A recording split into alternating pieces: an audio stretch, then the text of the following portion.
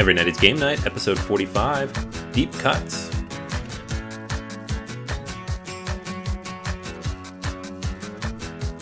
Hey guys, welcome back to Every Night is Game Night. This is episode 45. We're going to be talking about 3 deep cut games this week. Older games, some under the radar games, things that maybe you haven't seen or had a chance to play recently. This is Anthony, once again with Jason. Yo, my peoples, what's up? All right, guys, so we're going to have 3 not brand new hotness games for you this week. So we're going off the beaten path a little bit. Raging Against the Machine, man. Call to the new, get out of here. Yeah, with 2 weeks before Gen Con, we're like, no, we're out of this. Although in 2 weeks, we'll be right back there because I will get back from Gen Con and be like, we have to talk about all these games. Next week, First Martians. Yeah, that's true. Spoiler. Yeah, it's been really important to us to we have game collections and we see Cult of the New and we get all these games. Like as reviewers, we do get some new games to review and everything. But we're looking at our shelves and it's like these are awesome games that we're passing over. We can't review every game. We can't use written podcasts otherwise. So we kind of want to make this more of a regular thing where we look back and we really highlight games that we love that should be out there, but they're just got crushed by Cult of the New. So as opposed to maybe like last episode, we were kind of back and forth on some of the games. These are games that we give pretty hearty recommendations, and I think that should be on your radar. So I'm going to talk about 2 quick card games, and Anthony's going to talk about a heavy game. News at 11. It's a different kind of heavy game. It's a different kind. Yeah, and I'm playing my little thematic card games over here. So we're gonna hopefully these are good games to kind of round out the collection. Give you a different sense for what's going on.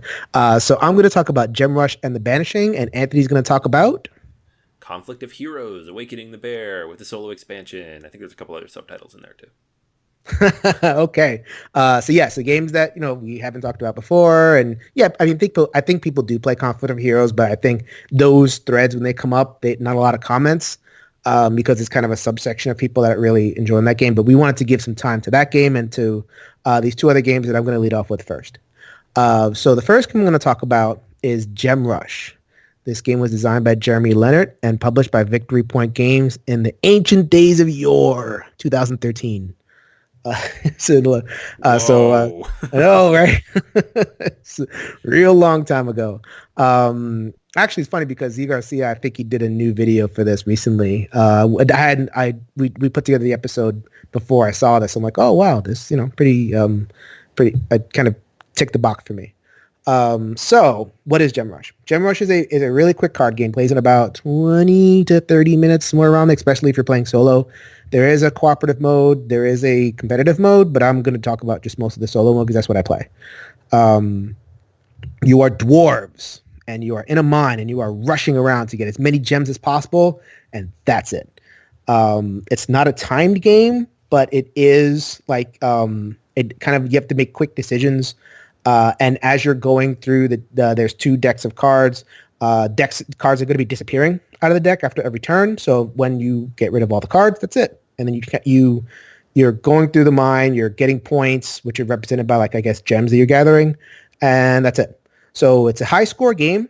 I wouldn't say there's like a win-loss condition, especially in a solo mode. But for whatever reason, it just does it for me. If I don't achieve the high score, I do feel like I've lost. I'm disappointed. If I do achieve the high score, I've earned it. I've won. Good stuff. So what do you do? So the game has 2 decks of cards, actually. So there's 1 deck of card that is your player cards, which are just gems. They come in different colors, and there's 2 gems per card. So 2 different colors per card. And then you have a square deck of cards, which represent your tunnel. And what you're doing is you're basically playing 1 set of cards in order to get through the other set of cards. You're playing your player cards. You're playing gems to get through the tunnel. The tunnel cards basically have these little openings on the edges of them, and the openings have gems on them. So it'll be like a green, a blue, a red, and a yellow. And you have to discard that out of your hand. Either if you're lucky, you have both gems or 2 gems that satisfy that requirement on 1 card, or you have to use multiple cards. and you score certain points depending on how difficult the entrance is, and then you go through that entrance, you lay out another tile, and then you just go. Each tunnel, aside from having these entrances that have the little color codes on them, have special powers. So you can draw all sorts of cards, or draw a certain type of card, or teleport around the cavern. So, but in a really super simple way. So like there's the card play, there's the power activation, and then you're done. Then you burn cards off the deck and you just keep on going. And it's just like the decisions are so fast. Like you're running and you're just playing, you're playing cards, you're running around, you go back and making these simple decisions like, okay, do I want to go back to this place, activate this power, or do I want to power through? Do I want to go for 3 low level doors, or do I want to save up for the big doors? I don't know if it's the decisions are coming off as well in the verbal description, because that really is the game. I don't really have to describe it too much more. But I just love it. Like, I love games where there's not a lot of text on your player cards. I find that it's slow. Like, text on player cards really slows the game down. What I find, because players just like looking at their cards as opposed to kind of studying what's there. There is text on the tunnel cards, but they come out one at a time so that you kind of have a chance to ingest it as it's coming out. So I just think that it lends itself to like just being a faster experience. And it's just fun. Like, it's victory point games, so the components are kind of, whatever. And the standees, like they give you little standees for the dwarves, those are really bad.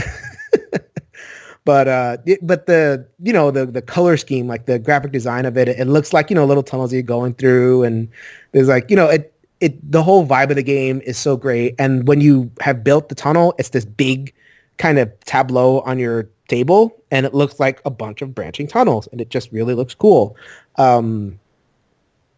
Have you played this game? Have you played types of similar games like this before? You probably have. There's a lot of these games that like, you're basically symbol matching and, kind of progressing through. But I love dungeon crawls. I love them when they're fast. I love them when they're, I could get that fix really quickly. This game absolutely does it. I highly recommend this game. It's hard to get, but you can get it from the Victory Points websites. That is Gem Rush. Highly recommended. Yeah, that sounds really cool. I don't think I'd heard of it before. Yeah. I actually got this off of Z Garcia. Like he did a top 10 list, and I just like, he said Gem Rush, and I looked at it. I'm like, wow, this is a really fun game. Like, do you ever have that desire to play a certain type of game, but like the card game? Yeah, all the time. Like, I'd love to play this if it wasn't 3 hours. The card game would be great, Yeah, so like you're not fighting anything, you're just kind of exploring. But these, like, if you want a dungeon exploration experience, you're in for it. Like, there's a lot of those games, but like they're so long. But this one just, you get that like just rushing through a tunnel and in a really fast 20-minute experience. And like I said, it's a high score thing, but I'm not bothered by that because I regard achieving the high score as the win condition, and I'm inspired to do that. So. Really fun game. Gem Rush, check it out. Definitely qualifies as a deep cut solo game. So the next game I'm going to talk about really quickly, I'll try not to go on as much, is called The Banishing. So The Banishing actually came out this year. So, it's not, it may be quote unquote cult in the new, but not really, because it's not in the hotness. It just kind of came, and I don't hear a lot of people talking about it. So it's published by WizKids, 2017, designed by Sean Rumble. Another card game. Yes, another card game. Jay likes his card games with a set collection aspect. Great. So this game is really different, though. Really, really different. Yes, it is another game with a fantasy theme. And yes, another game where you're playing kind of adventurer types. In Gem Rush, you're dwarves. In this game, you're more the regular fantasy tropes. Wizards, sorcerers, barbarians, or whatever it is. But this time, as opposed to kind of rushing to get something, you're defending. So you have this tableau of cards, and there's always 9 cards in the middle of the table. Some of them are good, and they're represented by magical symbols, and you're trying to like pick the cards up and make sets and cast magic spells off your player mat. But there's also bad things in that void, like monsters, and you're trying to cast magic spells to beat back the monsters, basically. And you're trying to, you can beat them up, but they kind of go in the deck and come back. What you want to do in this game is you want to banish them, which is a very special action. You banish 10 cards, you win. So like really simple, like this. There's no points in this game. It's a cooperative game, and you have to play 3-handed. in order to play it solo. I think there's variant rules. Haven't tried them yet. Three-handed's okay, so I haven't been inspired to. But, cool. So it's not a points game. It's just, when you win or you lose. So what do?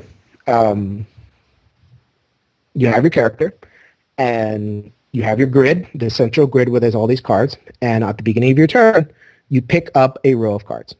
So the row of cards feed your magic. So there's green cards, red cards, blue cards, and the cards have symbols on them. You match them up in order to be able to cast a spell. The cast a spell does things like if you get red cards, you can defeat monsters. If you get green cards, you can heal or armor up and all kind of stuff. If you get blue cards, you can do all these kind of manipulate the board type things. And different characters do it different ways. So if you're a wizard, you do fireballs. And if you're a thief, you backstab the highest level monster, things like that. These are really thematic ways of doing really, really mechanical things because this game is based on symbols. But so that's basically what you're doing. So in that action that I described where you're pulling cards, you might pull bad cards. You might pull some of the monster cards because you have to take a whole row. Those become wounds. And the wounds, they go on your character sheet. And that's how you lose the game, by taking too many wounds. If you take too many wounds, you cross the threshold, you lose your special powers. You can only do the basic actions, which is heal and take a card and whatever. If there's going to be games where everybody's wounded, nobody can really do anything, and so you kind of want to avoid that. You want to stay fresh and not take that many wounds and heal whatever wound you get, and just kind of keep on using your powers. You have to eventually build up so that you're using your special blue power to banish the card. That's how you kind of win the game. You go through the deck multiple times. You go through the deck once. You shuffle in stronger monsters. Go through the deck twice. You shuffle in the strongest monsters. So you're, at the end of the game, you're like, oh my God, what's going on here? And that's basically it. I was really surprised by this game. I was I'm like, it's a small card game. It's not that expensive. It literally filled up a cool stuff order. I'm $85. What can I buy? I already own Sushi Go. Okay, this is I like cooperative games, I like card games. Let's try this game. Wow. Wow. I really dig this game. It is like I said with Gem Rush, the cards don't have any text on them. I like that. I find that it facilitates ease of play. The text are on the player mats, but you're just there and you can figure out very easy what you can do. The system where once you get to half health, then you have to lose your powers. I don't love that. Because, who wants to be less powerful when they're wounded? You should get more powerful, right? You're desperate. You've unlocked magical abilities because you're bleeding. This game goes the other way. I don't, because you could be really stuck. Didn't love that, but that's like my only complaint about this game. I absolutely love this game. Just like Gem Rush, I gave both these games an 8 on BGG. I stick with them. Man. And then nobody's talking about this game. All the heat, we're talking about Lost Expedition, which is, by the way, we have a review of that on BGG. Please check that out. Check out that written review for Lost Expedition and Anthony did Shahrazad. There's a couple of other card games that are coming out recently. So does this game stack up with those games? I think they're better. I think this one's better than all those games, but who am I? I really, really dig this game. This is a deep cut game. It's going to stay in my collection as long as I have a collection. That is The Banishing by Sean Rumble, published by WizKids. And that's the reason nobody's heard of it, published by WizKids. There have newer, better games. I think Zev Schlesinger took over their games division, and they've been producing some wonky games. They're pretty interesting. Yeah, and they're just doing a horrible job of promoting them. True. We looked through a whole pile of them at Origins, and I had heard of maybe one of them. And this was one of those games. They need to be doing more. Get these out there because they're good. Some of them are good. Yeah, I mean, and, so, if you guys like cooperative card games, this one goes up to, I think, 5 players, which is pretty good. Handles that pretty well. Goes down to the solo, which is pretty good. Man, I adore this game. This game's great. So Anthony hasn't played either of these games. They're just my contribution to, filling out your collection with something maybe a little bit offbeat. So, Anthony, tell us about a giant, heavy game that I have no chance of ever understanding or playing. No, you can figure this out. It's not that bad. Okay. I like to make fun of myself, but yeah. Cool. Conflict of Heroes. Conflict of Heroes. So, specifically, Conflict of Heroes, Awakening the Bear, Operation Barbarossa, 1941. This is the second edition of the first release in the Conflict of Heroes line, because I think now they have 5 or 6 of these out there, including a Western front. This is the Eastern front. And so what I'm going to do is I'm going to run through real quick Conflict of Heroes, the game, for anybody out there who has not played it or seen it. This is a war game, but it's, in my opinion, at least on the lighter end of the war game spectrum. It streamlines a lot of things. It's a lot easier to learn. I've learned a few war games. This one took about a third of the time it took to learn those other war games. And it does a lot of things differently, but in a good way. So I'm going to run through that real quick, and then from there, we're going to talk about the separate expansion for this, the solo expansion. And so this is the Eastern Front solo expansion. So it's only for the Eastern Front game modules for Conflict of Heroes. We'll get to that, why that is in a little bit. But it is a separate thing. Out of the box, you cannot play this game solo unless you solitaire it, which is just playing both sides. Not super interesting. But we'll get to that in a second. So, Conflict of Heroes. The basic idea of the game is you have a 2-player skirmish game in which each player takes on one of 2 sides. In this particular game, it's the Germans and the Russians. And it's a war game. You're playing out different battles, different scenarios, or firefights, they're called in this. And each of those is outlined very clearly in a separate firefight book that comes with the game. So the firefight book will give you the map you need to use. It'll show you where all your pieces start. It'll tell you when new pieces come in. It'll tell you basically everything you need to know to play through each of these scenarios as smoothly and quickly as possible. You're going to have in front of you a dashboard, and the dashboard has 3 tracks on it. So it tracks your victory points, it tracks your command action points, and your regular action points. And so what you'll be doing is each turn you'll be activating 1 unit at a time and giving them 7 action points on this tracker. And then you'll take actions such as moving, attacking, or stalling that use up these action points. And once you run out of actions, you flip over your guy. They are spent, and they don't take any more actions.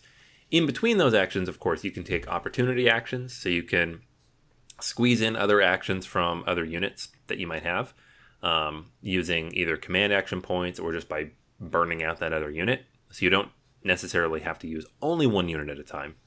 And then the command action points are basically wild cards. These can be used for anything. These can be used for opportunity actions. These can be used for extra action points on any of your guys, but they're extra.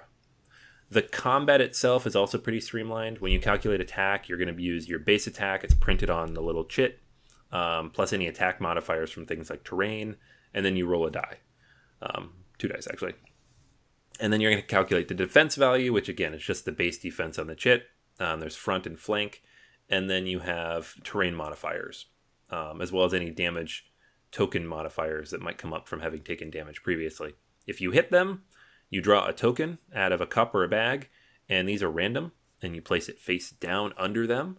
It can have all sorts of different things on it. It could be suppressed, panicked. Each of these things, some of them don't do anything. Some of them reduce stats. Some of them flat out kill them.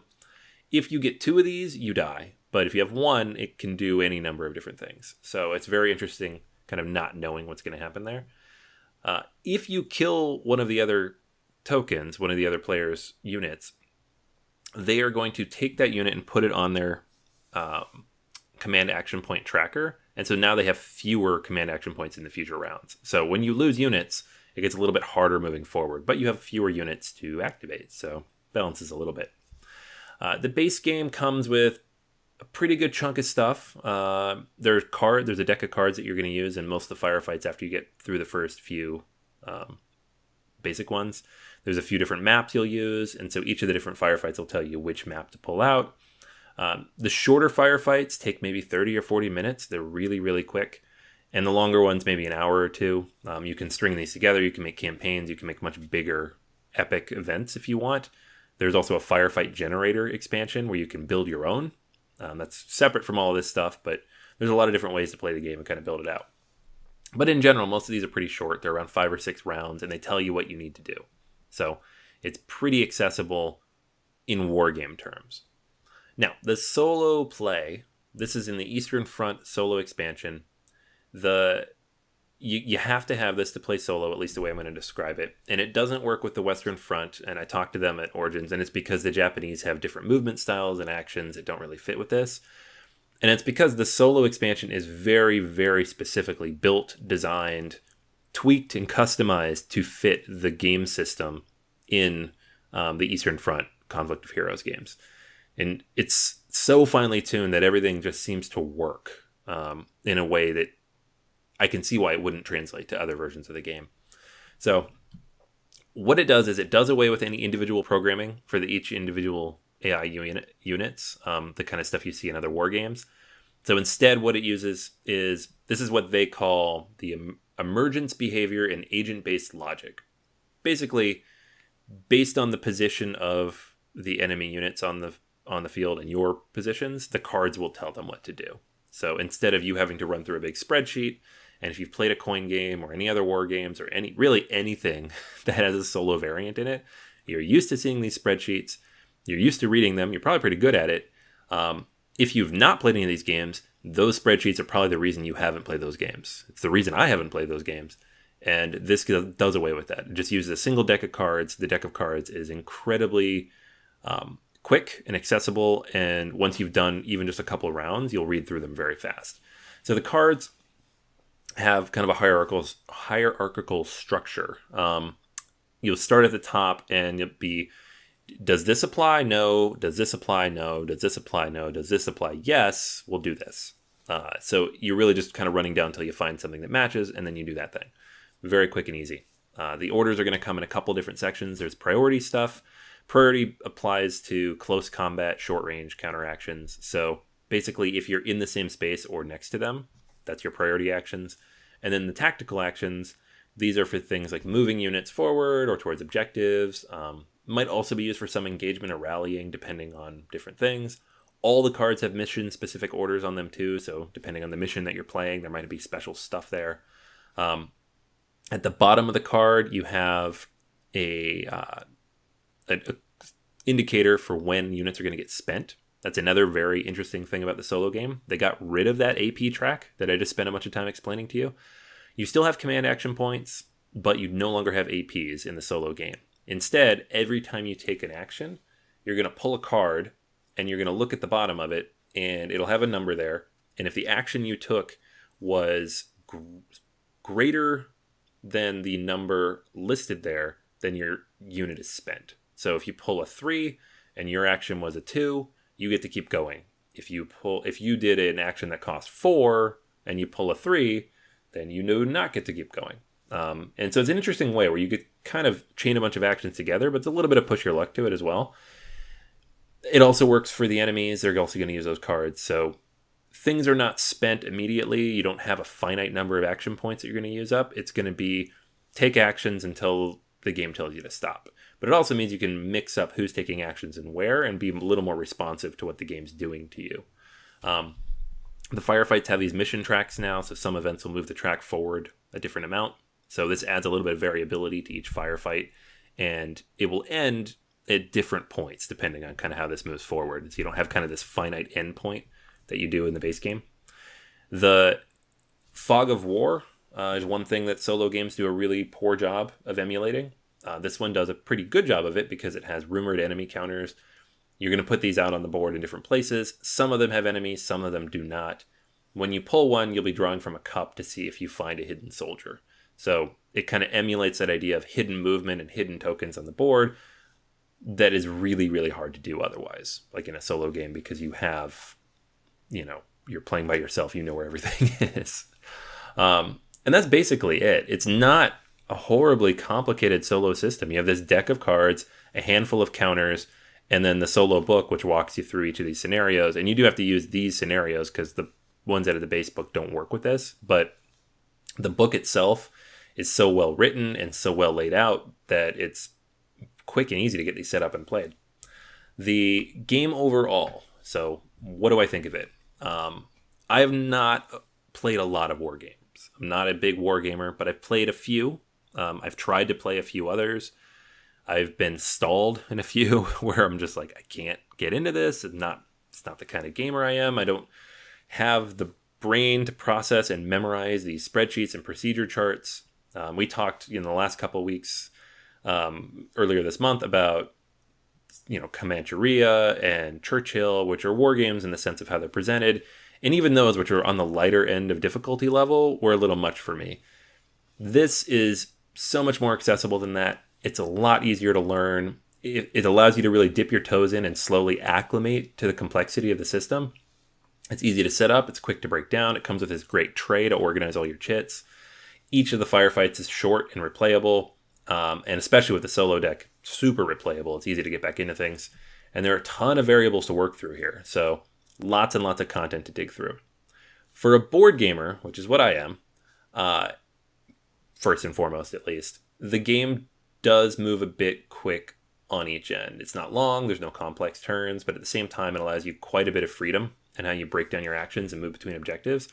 So it almost, not quite a puzzle, but it feels like you're trying to solve this thing and be prepared for what the AI is going to do. Basically, you're going to lose a whole bunch early on. You know, hearing from the designer, who also happens to be the owner of Academy Games, and his son, Gunther, wrote the AI along with him. Even the people who've played this game hundreds of times lose brutally to this AI the first few times they play it, because it is really, really tight. It's really, really tight. It flows really smoothly. And it's a different experience than what you're used to from solo wargaming. Like I said, too, the rule books are amazing. They're very well written. Almost everything has an example built in. It's all color coded, so you know what's an example and what's actual rules. It's easy to find things. It's not ridiculously long, but it also has walkthroughs to help you through kind of the early parts of the game. Having personally struggled through the flowcharts of GMT games and the individualized AI of some of the others, this is a complete breath of fresh air. So much easier to get into. Maybe an hour or two to learn this game versus like the half a dozen to learn some of these others. So yeah, it's pretty awesome. I mean, I give a very high recommendation here. I'm not a solo wargamer. I'm not a wargamer either. But this is definitely one I'm going to keep around, because I think it fits that hole in my collection that I felt like was there. And sometimes I feel like playing something like this. And until I stumbled across this particular game, I could not find one that I actually wanted to get out after having played it one time. I play it once and be like, okay, I did that. And now I don't want to do it again. So this is one of those games that I will bring out again, because I don't feel like it's going to take me another 4 hours to relearn and refresh and get back up to speed on. It's fantastic. And speaking to them too, we don't talk about this game much. A lot of other people don't. I know some wargamers do, but apparently this game is incredibly successful for them. They've sold tens of thousands of copies of it, and the solo expansion has been very well received within the wargamer community. So what I wanted to do, hopefully, in talking to you guys about this, is in the board gaming community, if you're considering war games at all and want one that can solo and it's not going to burn your brain out, this might be the one for you, because it is for me. It's funny because it sounds like we probably should put like a musical break between my games and your games. I know, right? Maybe we could arrange that in post or something like that. Something, you know? Yeah, I got nothing to contribute. So Anthony, so you talked about filling a hole in your collection, right? And these games kind of feel like my favorite games are card games, and I love like the quick fun ones, so they fill holes in my collection. But nobody's talking about them. And, you know, you go to a game night and people want to play the hotness, or people want to play, kind of the games like Blood Rage, very famous games. How do you have any strategies for like keeping these deep cut games in our consciousness as gamers? Have you found anything that's worked for you? No, it's hard. Never mind. Moving on. No. I mean, a couple things I get to say. Conventions are huge. I know the conventions really, it seems like you walk in and they're really focused on the hotness and all the big hot new games, but a lot of those booths come back year after year and focus on their bread and butter, the games that have been out for a long time. And that's how I stumbled across this one. Was at the convention. We're at the Academy Games booth. Last year we reviewed Mare Nostra for them. We talked about Freedom recently, and I was like, oh yeah, Conflict of Heroes. This is a game that I've heard people talk about in the solo sphere, and then just kind of rolled from there, and learn so much about this game, and like, oh, I definitely need to play this. I want to try it out now. Whereas before, I don't think I ever would have like sought it out otherwise. So like learning about the games, that's a great way to do it. keeping them out and played, I always throw at least one old game into my bag when I go to game night and hope that there's at least one other person there who wants to play it. If you can get 2 people, you can get it out there. You can make it happen. But beyond that, I've tried 10 by 10s. I'm pretty sure I'm going to fail mine for this year, but it's gotten me to play certain games more than I would have otherwise. What's a 10 by 10? So that 10 by 10 being pick 10 games and try to play it 10 times within the year. And most of my 10 games were soloable, and I still haven't gotten through all of them. But Nope. Yeah, I'm still doing better than I thought I would do. So considering the sheer number of new games that I play for the podcast, for both podcasts, I'm impressed that I'm at, I think, 60 or 70%. And this time of year, it's basically checking out because I got all the new stuff coming from Gen Con soon. But I'm going to get close. I'm going to be close.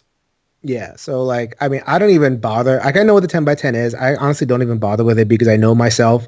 Like, I'm the kind of gamer that just, I get in the mood for stuff. And if I'm not in the mood for stuff, I don't care if it's homework or if give me like $10 if I finish. Oh, maybe $10. That's a little something else. But it'll take me a lot to kind of get out of the mood in order to play something just to satisfy a requirement, so to speak. I guess for me, in terms of what I try to do to keep these games on my shelf, I just kind of know myself. Well, I know myself as a gamer. I know I like quick card games, so I'm likely to want to play different ones. So I have a bunch of these. Like I have the Universe series. I have the Gem Rush and the Banishing. Like I, did. We did the written review of Lost Expedition. We have, just looking at my shelf over here. Like I come back to Fuse, which is another game that I kind of like. And there's so many these different. Like I know they're quick and they're to my taste. So I'm more likely to kind of go back into that realm. But besides like knowing my lane, I'm very careful about curating my collection so that I have different areas covered. And if they're covered, then either I don't buy another game, or if I do buy another game and it's better than what I have, I just chuck the lesser game. I know I'm not going to play it. Like so like fantasy adventure, right? I have tons of fantasy adventure, or I don't have tons of fantasy adventure. I played tons of fantasy adventure. Is there a game that's going to replace Gloomhaven in my collection? The answer is no, it's gone. It could be an awesome game. Like, I mean, I think a game like Too Many Bones is a really good game. Like it's a better game than Gem Rush. It's a better game than, I'm looking at like Bloodborne, the card game or whatever it is, or some other games that I have in my, better than all those games, but it's competing with Gloomhaven, which is, a meteorite of a game. That game came out of nowhere. So it's like, how often am I going to really play this?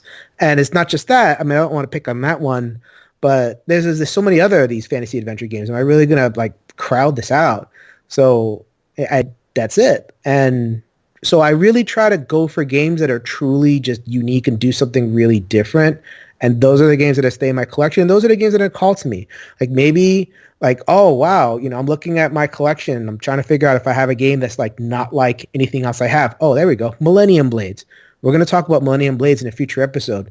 That game is nothing like anything in my collection. There's no fake CCG games that in my collection. So like, I might be in the mood for that. I might want to just mix it up with my game group with something completely different, not just for the sake of it, but to like really get me, either myself as a solo or my game group in a different headspace.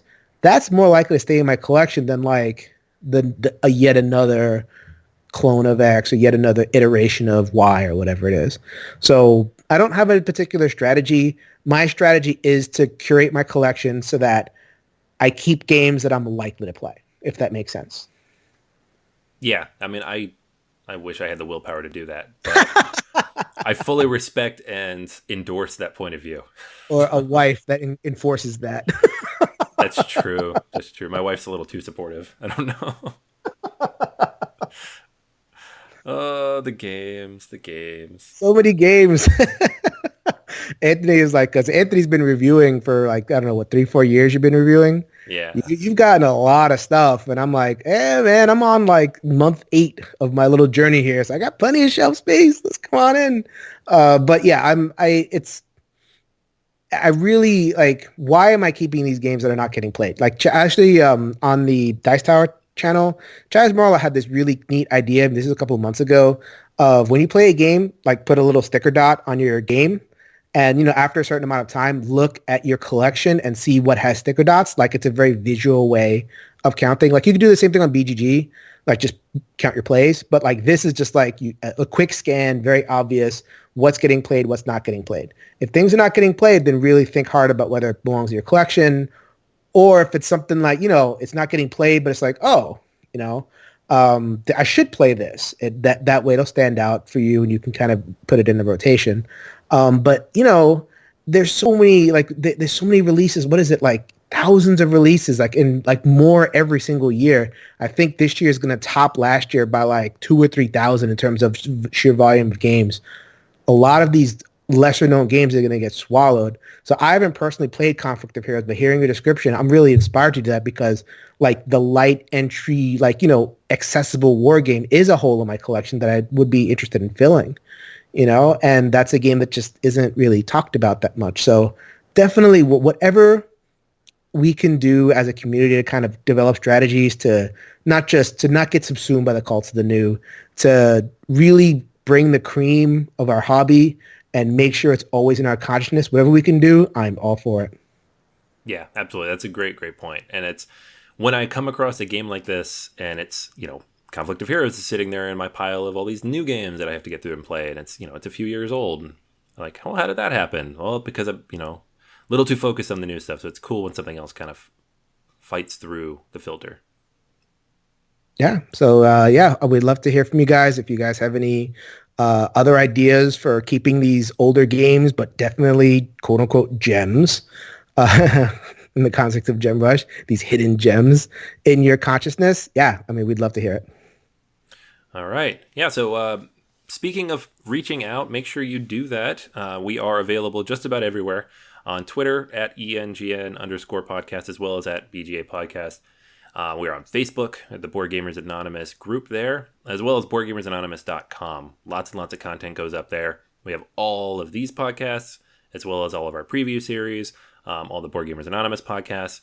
Jason and I both write reviews and post them there regularly. So you'll find lots and lots of content on BoardGamersAnonymous.com. So if you subscribe there, or even if you just subscribe to the newsletter, I send that out once a week, and it has highlights of the newest stuff in there. So you can see what we've been reviewing, what the most recent episodes are, etc. But until next time, go ahead and grab a game off the shelf, and let's make every night game night. Later, everybody.